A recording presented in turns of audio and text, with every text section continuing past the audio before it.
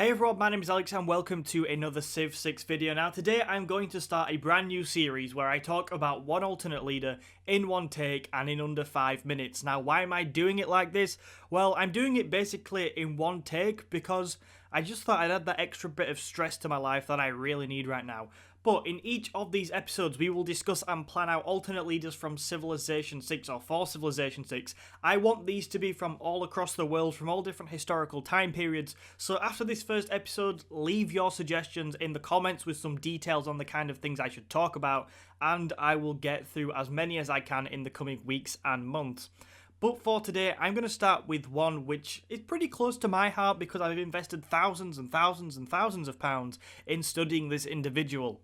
So the first one I want to talk about is Queen Elizabeth I. Now, Elizabeth I was the daughter of Henry VIII and Queen of England from 1558 till 1603. She's also been pushing for trade routes since the beginning of the Civ franchise, and I'm going to be honest, I'm missing her at this point.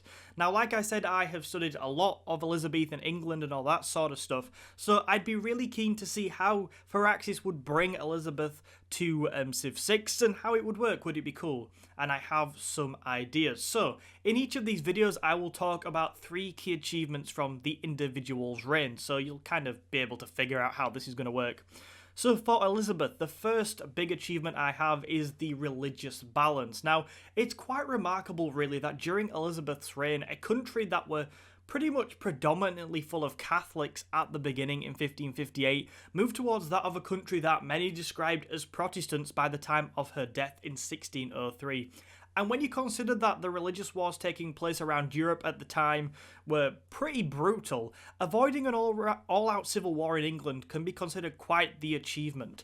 I wonder if there's some way, therefore, that Elizabeth's England in Civ 6 could benefit from having multiple religions in her cities or just get some other sort of religious bonuses.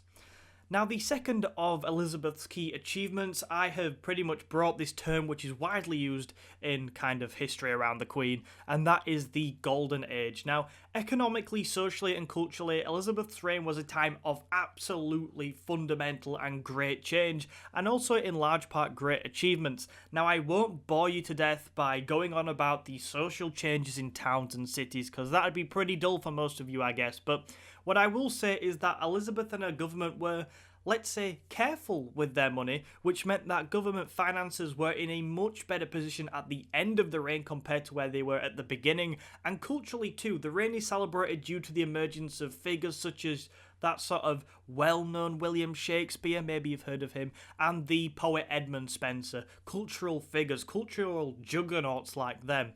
So with all this in sort of thought and process, in Civ 6, maybe for the economic success, Elizabeth could have a unique feature to slash government spending for a period, giving you extra gold to play with, and I love gold in Civ 6, it's my favourite ever thing, so I would absolutely adore that. But also on the cultural side of things, maybe make patronising great people or patronising great people cheaper when Elizabeth is in a golden or heroic age, just to reflect that sort of cultural brilliance in her reign.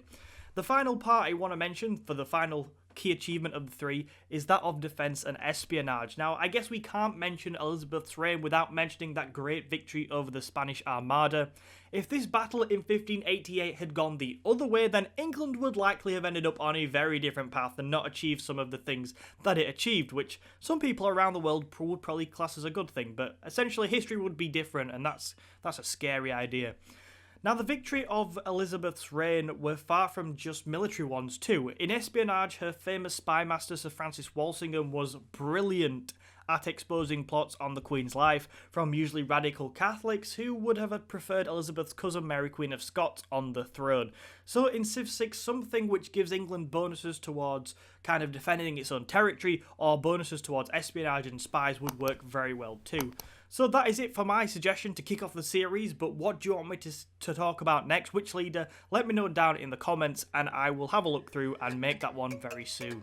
Thank you so much for watching this video today. To see another one of our Civ 6 videos, then check out the video in the box on screen right now. Also make sure to not miss the next episode by liking this video and subscribing to the channel. Then I'll know you want to see more and that you'll obviously not miss it. And follow me on Twitter.